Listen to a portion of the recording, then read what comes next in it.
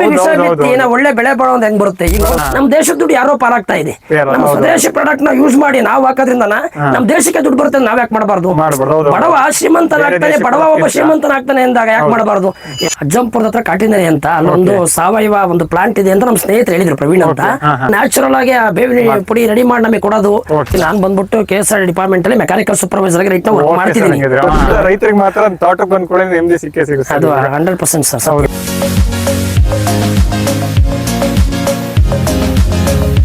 ನಮಸ್ತೆ ರೈತ ಬಾಂಧವರೇ, ಇವತ್ತು ನಾವು ಚೀರ್ನಹಳ್ಳಿಯಲ್ಲಿ ಮನು ಸರ್ನ ತೋಟಕ್ಕೆ ಬಂದಿದ್ದೀವಿ. ತೋಟ ತುಂಬಾ ಅದ್ಭುತವಾಗಿದೆ, ಹಂಗಾಗಿ ಅದನ್ನ ಭೇಟಿ ಮಾಡ್ಬೇಕಂತ ಹೇಳ್ಬಿಟ್ಟು ಬಂದಿದ್ದೀವಿ. ಅವ್ರ ಪರಿಚಯ ಮಾಡ್ಕೊಂಡ. ಮನು ಸರ್ ನಮಸ್ತೆ ಸರ್, ಚೆನ್ನಾಗಿದ್ದೀರಾ ಸರ್? ನಮಸ್ತೆ, ಫೈನ್ ಸರ್, ಚೆನ್ನಾಗಿದೆ. ನಾವು ಚೆನ್ನಾಗಿದ್ದೀವಿ ಸರ್. ಯಾವ ಸ್ವಂತ ಊರು ಸರ್? ನಮ್ಮ ಸ್ವಂತ ಊರು ಬಂದ್ಬಿಟ್ಟು ಶಿವನಿ ಹತ್ರ ಚೀರ್ನಹಳ್ಳಿ ಸರ್. ನಮ್ದು ಸ್ವಂತ ಊರು ಚೀರ್ನಹಳ್ಳಿ. ಇಲ್ಲಿ ಎಷ್ಟು ಎಕರೆ ತೋಟ ಮಾಡಿದ್ದೀರಾ ಸರ್? ಇಲ್ಲಿ 1 ಎಕರೆ ಇದೆ ಸರ್ ನಮ್ದು. ತೋಟ ನೋಡಿ ತುಂಬಾ ಅದ್ಭುತವಾಗಿದೆ ಸರ್. ಏನ್ ಮೇಂಟೈನ್ ಮಾಡಿದ್ದೀರಾ, ಏನೇನ್ ಮಾಡ್ಕೊಂಡ್ ಬಂದಿದ್ದೀರಾ? ನಮ್ಮ ಯುವ ರೈತರಿಗೆ ಒಂದು ಪರಿಚಯ ಮಾಡ್ಕೊಡಿ ಸರ್. ಇವಾಗ ಯಾವ್ಯಾವ ತರ ಮೇಂಟೈನ್ ಮಾಡಿದ್ರಿ? ಒಂದೊಂದರಲ್ಲಿ ರೈತರ ನೀವು ನೋಡ್ತಾ ಇದ್ದೀರಲ್ಲ ಕೂಡ 3-4 ಹಿಂಗಾರ ಬಂದಿದೆ.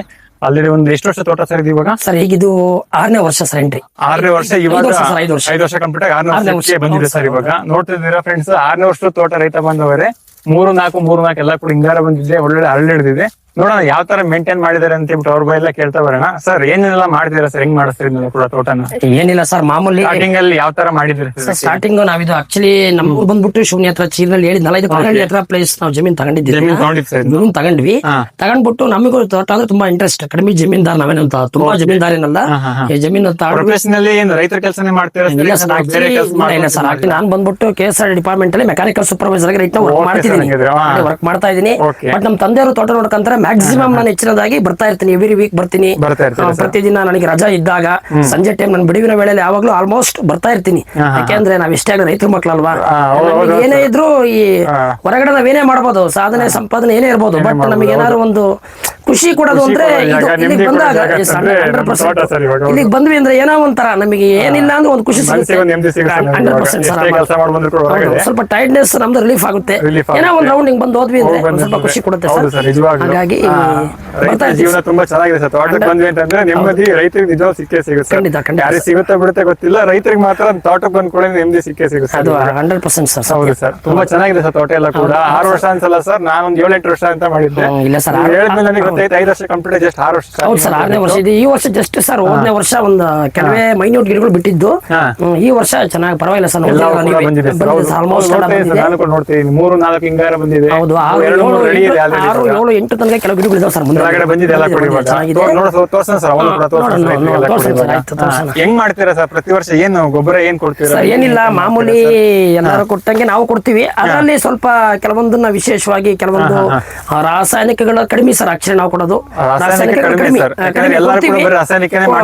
ರಾಸಾಯನಿಕನ but minute compare to others ತುಂಬಾ ಕಡಿಮೆ. ರಾಸಾಯನಿಕಗಳನ್ನ ತುಂಬಾ ಕಡಿಮೆ ಕೊಡ್ತೀವಿ, ತುಂಬಾ ಕಡಿಮೆ ಕೊಡ್ತೀವಿ. ಮತ್ತೆ ಏನ್ ಮಾಡ್ತೀರಾ ಸರ್ ರಾಸಾಯನಿಕ ಬಿಟ್ಟು? ಮತ್ತೆ ಏನ್ ಕೊಡ್ತಾರೆ? ಎಲ್ಲರೂ ಕೂಡ 10-26 ಕೊಡ್ಬೇಕಂತಾರೆ, 15-19 ಅಂತಾರೆ, ಬರೀ ಅದನ್ನೇ ಕೊಡ್ತಾರೆ ಸರ್. ನಮ್ಮ ತಂದೆನೂ ಕೂಡ ಅದನ್ನೇ ಹೇಳ್ತಾರೆ. ಆದ್ರೂ ಕೂಡ ನಾನು ಅವರಿಗೆ ಮನವೊಲಿಕೆ ಮಾಡಿ ಅದನ್ನ ಕಡಿಮೆ ಮಾಡಿಬಿಟ್ಟು ಹೊರಗಡೆ ಕೆಲವು ಐಟಮ್ ನ ಕೊಡ್ತಾ ಹೋಗ್ತೀನಿ.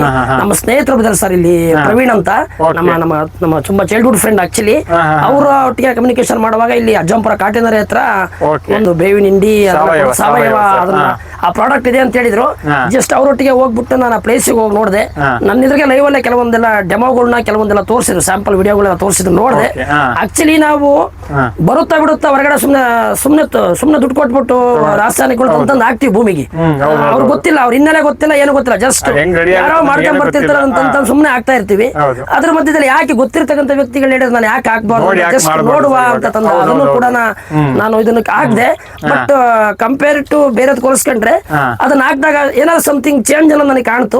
ಖಂಡಿತ 100% ಏನ್ ಹಾಕಿದಾರೆ ಸರ್ ಮೇಂಟೈನ್ ಮಾಡ್ಲಿಕ್ಕೆ? ಗೊಬ್ಬರ ಸಾವಯವ ಕೊಡ್ತೀನಿ ಅಂತ ಹೇಳ್ತಿರಲ್ಲ, ಸಾವಯವದಲ್ಲಿ ತುಂಬಾ ಕಲಬೆರಕೆ ಎಲ್ಲ ಇದೆ ಅಂತ ತುಂಬಾ ಕೇಳ್ಪಟ್ಟಿದ್ದೀನಿ ಸರ್. ನಾನು ಕೂಡ ಇಲ್ಲೆಲ್ಲ ಹೋಗ್ತಿರ್ತೀನಿ ಕೂಡ ಕೇಳ್ಪಟ್ಟಿರ್ತೀನಿ.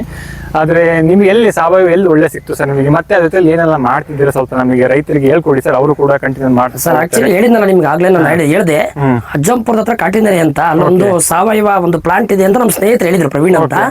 ಅವರ ಒಂದು ಗೈಡೆನ್ಸ್ ಇದರಿಂದ ನಾನು ಆಕ್ಚುಲಿ ಅಲ್ಲಿಗೆ ಹೋದೆ, ಪ್ಲಾಂಟ್ ವಿಸಿಟ್ ಮಾಡಿದೆ. ಪ್ಲಾಂಟಿಗೆ ಹೋದ್ರಿ ಸರ್? ಎಸ್, ಖಂಡಿತ ರಿಯಲಿ ಪ್ಲಾಂಟಿಗೆ ಹೋದೆ. ಯಾಕೆಂದ್ರೆ ನಾವು ನಮ್ಮ ಹತ್ರದ ಭಾಗದಲ್ಲಿದೆ, ಬಟ್ ಆದ್ರೂ ಕೂಡ ನಾ ಹೇಳ್ತಾರ ದೂರದ ಬೆಟ್ಟ ಕಣ್ಣಿನ ನುಣಿಗೆ ಅಂತಾರೆ ಗಾದೆ. ಅದ್ರ ಪ್ರಕಾರ ಎಲ್ಲೆಲ್ಲಿಂದ ನಾವು ತರ್ತಿದ್ವಿ, ಯಾರ್ಯಾರೋ ಗೈಡ್ಲೈನ್ಸ್ ಕರ್ಕೊಂಡು ಎಲ್ಲೆಲ್ಗೂ ಹೋಗಿ ಬರ್ತಿದ್ವಿ. ಬಟ್ ತರ್ತಿದ್ವಿ ಆಗ್ತಿದ್ವಿ, it's not bad but not good. But ಇಲ್ಲಿ ಹೋಗಿ ನೋಡಿದಾಗ ನನಗೆ ಒಂಥರ ಈಗೂ ಉಂಟಾ ಅನ್ನೋ ತರ ಅನಿಸ್ತು. ಅಂದ್ರೆ ಅಲ್ಲಿರ್ತಕ್ಕಂಥ ಎನ್ವೈರನ್ಮೆಂಟ್ ಫ್ರೆಂಡ್ಲಿ, ಅವ್ರು ನ್ಯಾಚುರಲ್ ಆಗಿ ಆ ಬೇವಿನ ಪುಡಿ ರೆಡಿ ಮಾಡಿ ನಮಗೆ ಕೊಡೋದು ಇರ್ಬೋದು, ಅದ್ರ ತಂದು ಹಾಕ್ದಾಗ ಬಂದಂತ ರಿಸಲ್ಟ್ ಇರ್ಬೋದು.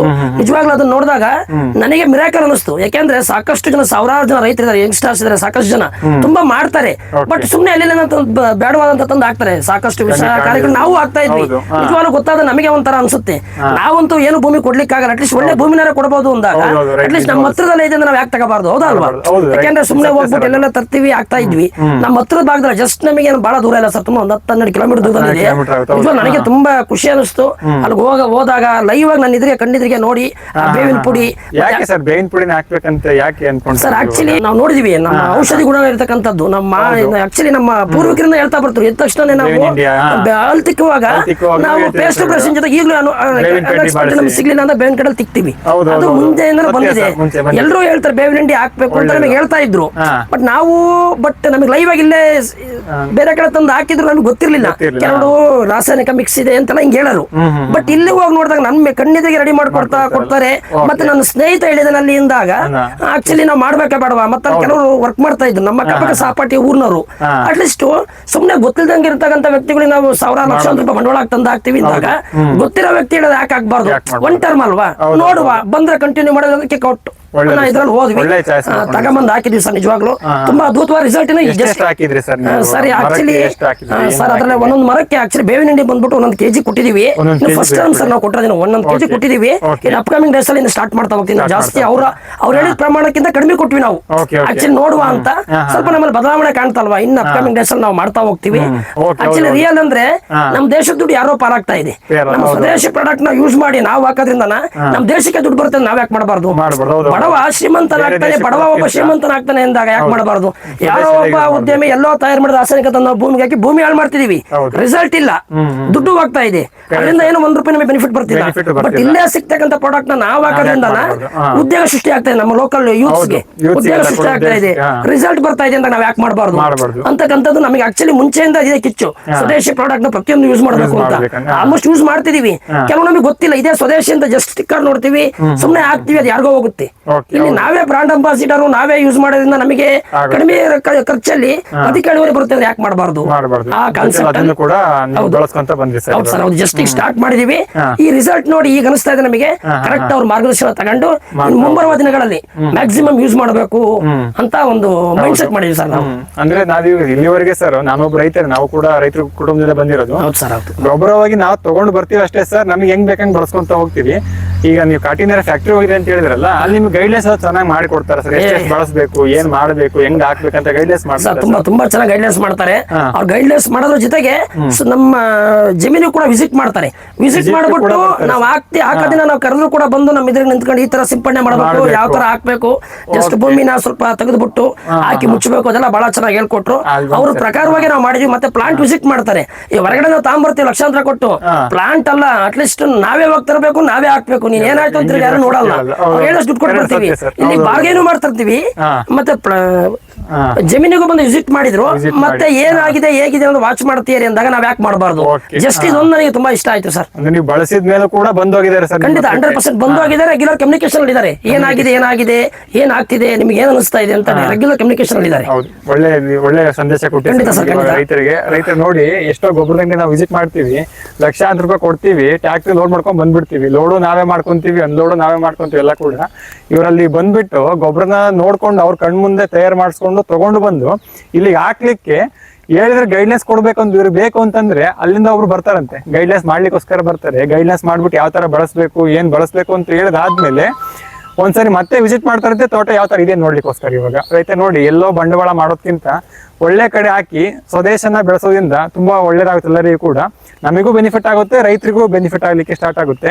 ನೆಕ್ಸ್ಟ್ ಮಳೆ ಬಂದ ನಂತರ ಸ್ವಲ್ಪ ತೆಗೆದ್ಬಿಟ್ಟು ಮತ್ತೆ ಏನು ನಿಮ್ಮ ಪ್ರಾಡಕ್ಟ್ಸ್ ನೀರು ಎಷ್ಟು ದಿವಸಕ್ಕೊಮ್ಮೆ ಕೊಡ್ತೀರಾ ಸರ್ ಈ ತೋಟಕ್ಕೆ? ಸ್ವಲ್ಪ ಇದು ಕಲ್ಲೆಲ್ಲ ಇರೋದ್ರ ಕಾರಣ ಆಲ್ಮೋಸ್ಟ್ ನೀರು ಕೊಡ್ತಿರ್ತೀವಿ ಸರ್. ಜಾಸ್ತಿ ಅಂದ್ರೆ ನಮ್ದೇನ್ ನೀರೇನು ತುಂಬಾ ಜಾಸ್ತಿ ಇಲ್ಲ, ಕಡಿಮೆ ಇದೆ, ಸ್ವಲ್ಪ ಪರವಾಗಿಲ್ಲ. ಎಷ್ಟು ದಿವಸಕ್ಕೊಮ್ಮೆ ಕೊಡ್ತೀರಾ ಸರ್ ನೀರು? ಸರ್ ಎವ್ರಿ 2 days ಕೊಡ್ತೀವಿ ಸರ್ ನಾವು. ಯಾಕಂದ್ರೆ ಯಾಕಂದ್ರೆ ಕಲ್ಲನೆಲ್ಲ ಇರೋದ್ರಿಂದ ನೀರ್ ಬೇಕಾಗುತ್ತೆ ಈ ಜಾಗದಲ್ಲಿ. ಬೇರೆ ಜಮೀನಿಗೆ ಹೋಲಿಸ್ಕೊಂಡ್ರೆ ನಮ್ದು ಇನ್ನೊಂದು ತೋಟ ಇದೆ, ಅಲ್ಲಿಗೆಲ್ಲ ಒಂದಿನ ಬಿಟ್ರೆ ಇವತ್ತು ಬಿಟ್ರೆ ಇನ್ 10 days ನೀರ್ ಬಿಡೋದೇ ಬೇಡ. ಅಂದ್ರೆ ಆ ಭೂಮಿ ಕಂಪೇರ್ ಟು ಭೂಮಿ ಮೇಲೆ. ಬಟ್ ಈ ಜಮೀನಿಗೆ ನೀರ್ ಬೇಕು ಸರ್, ಹಾಗಾಗಿ ಕೊಡ್ತೀವಿ ಎವ್ರಿ 2 days 3 days once ನೀರ್ ಕೊಡ್ತೀವಿ. ಬಟ್ ಮ್ಯಾಕ್ಸಿಮಮ್ ಅಲ್ಲ, ಪರವಾಗಿಲ್ಲ ಸರ್, ನೀರ್ ನಾಟ್ ಬ್ಯಾಡ್. ಬಟ್ ಡ್ರಿಪ್ ಅಲ್ಲಿ ಕೊಡ್ತೀವಿ, ಡ್ರಿಪ್ ಇರಿಗೇಷನ್ ಅಲ್ಲಿ ಕೊಡ್ತೀವಿ. ನಾವೇನು ಆ ನೀರ್ ಬಿಡಲ್ಲ, ಡ್ರಿಪ್ ಅಲ್ಲಿ ಕೊಡ್ತೀವಿ, ಪರವಾಗಿಲ್ಲ ಸರ್. ಹೋದ ವರ್ಷ ಅಡಿಕೆ ಕೊಯ್ದಿದೆ ಸರ್, ಇನ್ನು ಈ ತರ ಚೆನ್ನಾಗಿ ಬಂದಿದೆ. ಹೌದು ಸರ್, ಇನ್ನು ಆಕ್ಚುಲಿ ಹೋದ ವರ್ಷ ಈ ತೋಟದಲ್ಲಿ ಒಂದು 600 ಗಿಡ ಇದೆ ಸರ್. ಇದರಲ್ಲಿ ಏನ್ ಅಮ್ಮಮ್ಮ ಅಂದ್ರೆ ಒಂದು 20 ಗಿಡ ಬಿಟ್ಟಿರ್ಬೋದು ಅಷ್ಟೇ ಸರ್ ಹೋದ ವರ್ಷ. ಬಟ್ ಈ ವರ್ಷ ಮ್ಯಾಕ್ಸಿಮಮ್ ಗಿಡಗಳು ನಿಜವಾಗ್ಲೂ ಚೆನ್ನಾಗಿ ಪರವಾಗಿಲ್ಲ ಸರ್, ಚೆನ್ನಾಗಿ ಬಂದಿದೆ. ಮ್ಯಾಕ್ಸಿಮಮ್ ನೋಡಿ ಸರ್, ನೋಡ್ತಾ ಹೋಗ್ಬೋದು ನೋಡಿ. ಹೌದೌದು, ಕೆಲವೊಂದು ಗಿಡದಲ್ಲಿ 6-7 ಇಂಚಸ್ ಕೂಡ ಬಂದಿದೆ ಆಲ್ರೆಡಿ. ಸರ್ ಎಲ್ಲ ಹೌದು, ಒಳ್ಳೆ ಗಾತ್ರಕ್ಕೆ ಬಂದ್ಬಿಟ್ಟಿದೆ ಎಲ್ಲ. ಹೌದು ಸರ್, ಹೌದು, ಪರವಾಗಿಲ್ಲ. ಹೌದು ಸರ್, ಒಂದು ರೈತ ನೋಡ್ತಿದ್ದೀರಾ, 1 ಇದೆ, 2, 3, 4 ಸರಿ ಹೇಳ್ದಂಗೆ 5 ಬಂದಿದೆ ಆಲ್ರೆಡಿ. ಇನ್ನು ಬರೋ ತರ ಇದೆ ಇವಾಗ. ಹೌದೌದು, ಮಳೆ ಎಲ್ಲ ಬಂತು ಅಂತ ಇನ್ನು ಕೂಡ 1, 2 ಬರೋ ತರ ಇದೆ. 5 ಆಲ್ರೆಡಿ ಬಂದಿದೆ ಈ ಮರದೊಳಗಡೆ. 5 ವರ್ಷ ಕಂಪ್ಲೀಟ್ ಆಗಿ 6ನೇ ವರ್ಷಕ್ಕೆ ಬಂದಿದೆ.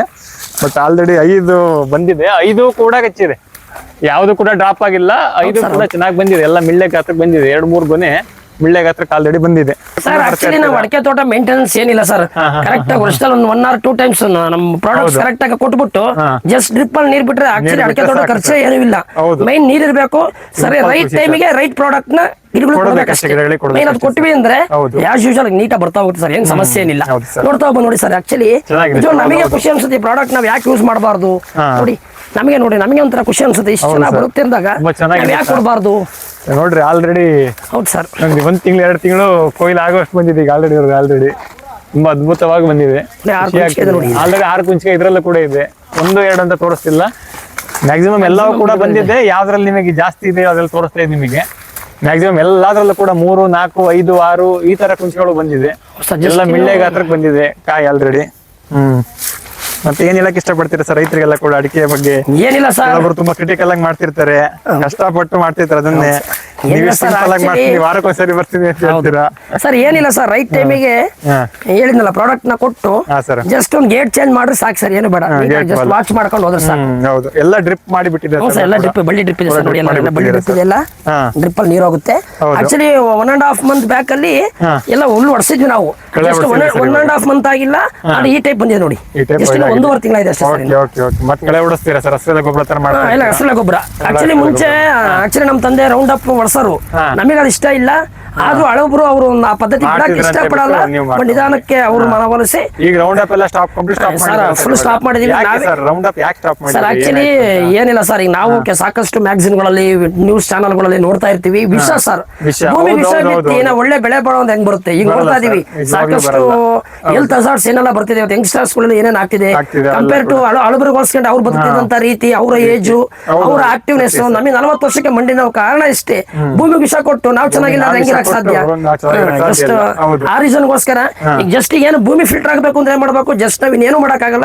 ಆ ಕಾರಣವಾಗಿ ನಿಮ್ಮ ಸಾವಯವಕ್ಕೆ ನಾವು ಬಂದಿದೀವಿ. ಖಂಡಿತ ಇನ್ ಮುಂದೆ ಅಪ್ಕಮಿಂಗ್ ಡೇಸ್ ಅಲ್ಲಿ ಗೋಯಿಂಗ್ ಆನ್ ಹೋಗ್ತಾ ಇರ್ತೀವಿ. ಹೌದು ಸರ್, ಎಲ್ಲರೂ ಕೂಡ ಸಾವಯವ ಮಾಡೋದ್ರಿಂದ ಹೌದು ಭೂಮಿ ಫಲವತ್ತತೆ ಕೂಡ ಚೆನ್ನಾಗಿರುತ್ತೆ. ಹೌದು ಸರ್, ನಾವು ತಿನ್ನುವ ಆಹಾರ ಕೂಡ ತುಂಬಾ ಶುದ್ಧವಾಗಿ ನಾವು ಬೆಳೆಸ್ತಾ ಹೋಗ್ಬೋದು. ಇವಾಗ ನಾವೇ ಕೆಮಿಕಲ್ ಹಾಕಿ ಅದೇ ಆಹಾರ ನಾವೇ ಸೇವನೆ ಮಾಡಿದ್ರೆ ನಮ್ಮ ಆರೋಗ್ಯ ಕೂಡ ಹಾಳಾಗುತ್ತೆ. ಹೌದು ಸರ್, ಹೌದು ಖಂಡಿತ.